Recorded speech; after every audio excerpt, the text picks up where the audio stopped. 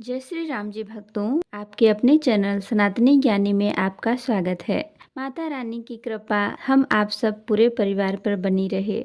सावन का महीना व्रत और त्योहारों का ही महीना होता है। इस महीने में बहुत सारे व्रत, बहुत सारे त्योहार आते हैं, या यूँ कहें कि ये महीना व्रत त्योहारों का ही है तो बिल्कुल भी गलत नहीं होगा। बहुत से लोग हैं जो पूरे सावन मास का व्रत करते हैं।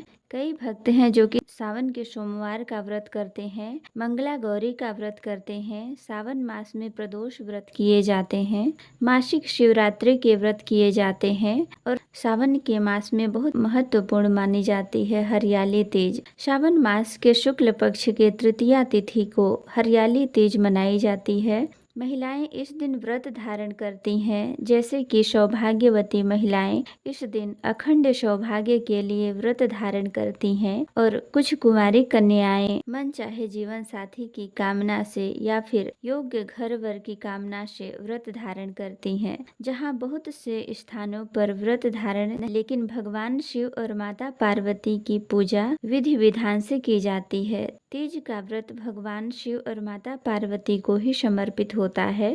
तृतीया तिथि माता पार्वती को ही समर्पित होती है।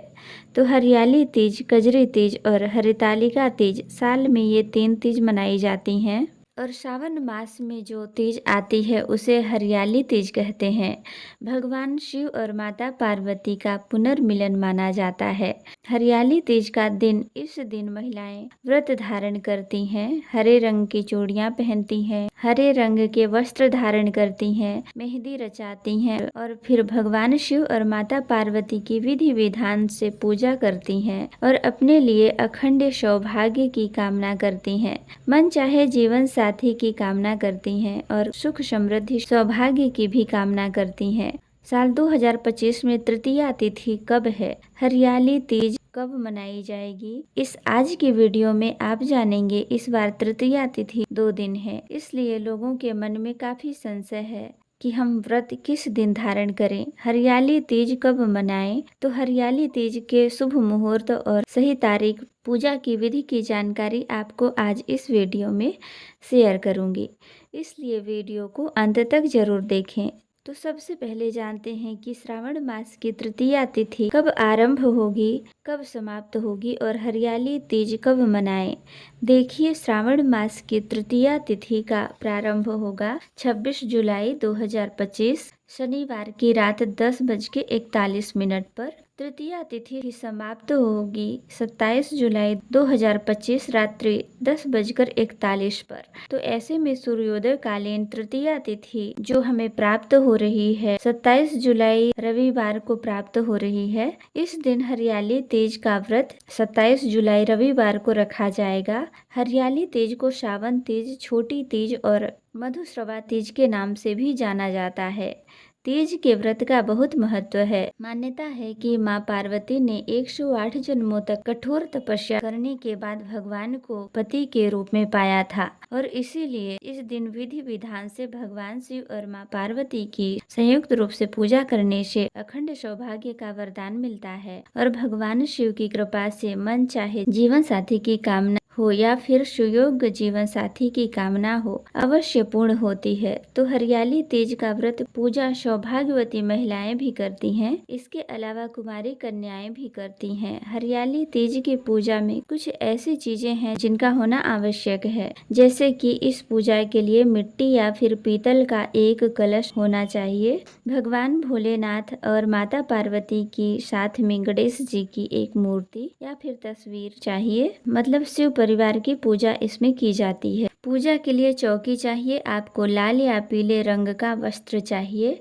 चौकी पर बिछाने के लिए, और चौकी में चारों ओर बांधने के लिए केले के पत्ते चाहिए। पूजा वाला नारियल चाहिए। 16 श्रृंगार माता रानी को अर्पित करने के लिए चाहिए। आप चाहे तो माता रानी को हरे रंग की साड़ी भी अर्पित कर सकते हैं या फिर सूट अर्पित कर सकते हैं। भगवान शिव और गणपति के लिए नए वस्त्र चाहिए या फिर वस्त्र के स्वरूप में आप कलावा इत्यादि भी अर्पित कर सकते हैं। भगवान भोलेनाथ के पूजा में जिन सामग्रियों की आवश्यकता होती है आप सभी जानते हैं, भांग, धतूरा, बेलपत्र, जलाभिषेक करने के लिए जल चाहिए, पंचामृत चाहिए, सफेद फूल चाहिए आपको, आंकड़े के पुष्प आप ले सकते हैं। इसके अलावा सफेद चंदन चाहिए। भगवान गणपति की पूजा में आपको दूर्वा अवश्य अर्पित करना होता है। अबीर चाहिए, भोलेनाथ को भी अर्पित करेंगे, साथ में गणेश जी को भी चढ़ाएंगे। तो इसी प्रकार से जो सामग्रियां होती हैं, गाय का घी, कपूर,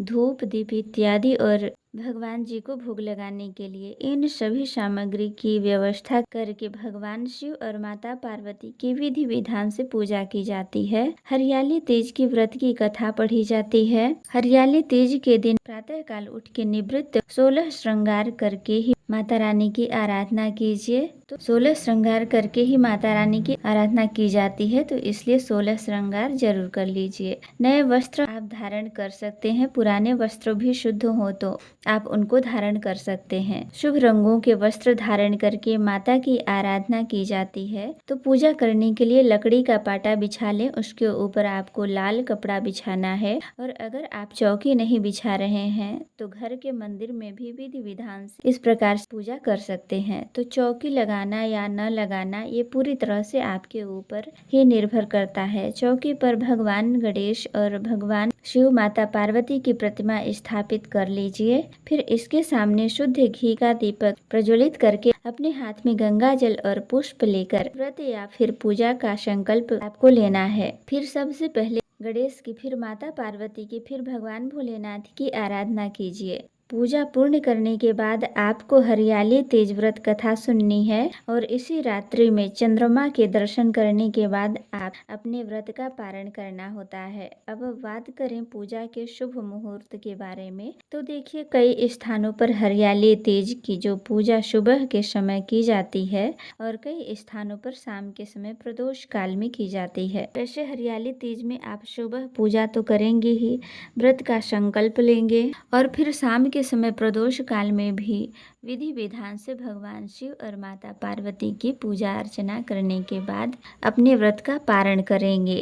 अब इसमें भी कई प्रकार के नियम होते हैं। कई स्थानों पर सुबह की पूजा करने के बाद व्रत का पारण कर लेते हैं, व्रत नहीं रखते, सुबह सुबह पूजा कर लेते हैं और फिर शुद्ध और सात्विक भोजन कर। आज के दिन कई प्रकार के पकवान बनते हैं माता पार्वती को अर्पित करने के लिए, भगवान शिव को अर्पित करने के लिए। तो भगवान को भोग लगाकर अपना व्रत खोल लेते हैं, व्रत का पारण कर लेते हैं। तो बहुत सारे स्थानों पर सुबह ही व्रत खोल लेते हैं, कई स्थानों पर शाम को खोलते हैं।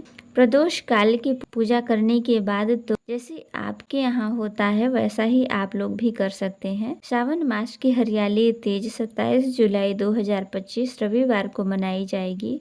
तो आप सभी को हरियाली तीज की बहुत बहुत शुभकामनाएं। भगवान शिव और माता पार्वती सदैव आपकी मनोकामना पूर्ण करें। दोस्तों, उम्मीद करती हूँ कि आप इस चैनल पर आने वाले प्रतिदिन शिव पुराण की कथा और सावन मास के महात्म्य जरूर सुनते होंगे, लेकिन अगर आप नहीं सुन रहे हैं किसी भी कारणवश तो आज से ही सुनना शुरू कर दीजिए। और अगर वीडियो पसंद आई हो तो लाइक, शेयर, कमेंट भी कीजिए। कमेंट में जय श्री राम जी जरूर लिखें।